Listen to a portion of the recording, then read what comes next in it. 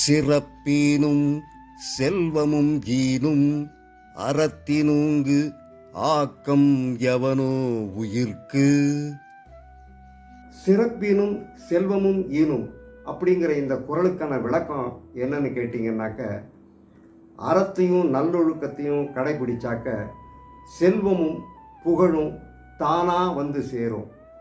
அதனால் அந்த அறத்தை விட மனிதர்களுக்கு சிறப்பான பயன் தரக்கூடியது வேறு என்ன இருக்குது அப்படின்னு கேட்குறாரு.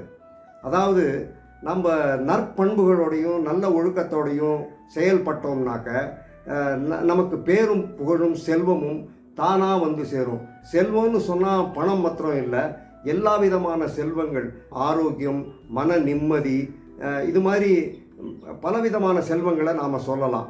அறத்தை கடைப்பிடிக்கிறதுனால எப்படி நல்லதெல்லாம் வந்து சேரும் அப்படிங்கிறதுக்கு ஒரு சின்ன கதை கூட சொல்லலாம்.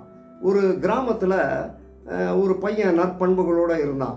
திடீர்னு அந்த கிராமத்துக்கு தண்ணீர் பஞ்சம் வந்துருச்சு.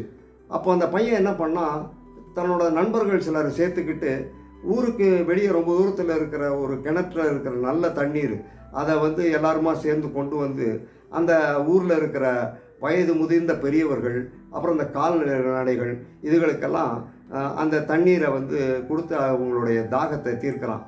இதை கேள்விப்பட்ட அந்த ஊர் அரசர் வந்து அந்த பையனை பார்த்து அவனை பாராட்டி அவனுக்கு வந்து ஒரு சிறந்த வெகுமதியும் கொடுக்குறாரு. இதைத்தான் வள்ளுவர் சிறப்பு ஈனும் செல்வமும் ஈனும், அதனால் அதை விட மனிதருக்கு பயன் தரக்கூடியது வேற என்ன இருக்குது அப்படின்னு சொல்கிறார். அறம் சிறப்பையும் அளிக்கும் செல்வத்தையும் அளிக்கும். ஆகையால் உயிர்க்கு அத்தகைய அறத்தை விட நன்மையானது வேறு யாது?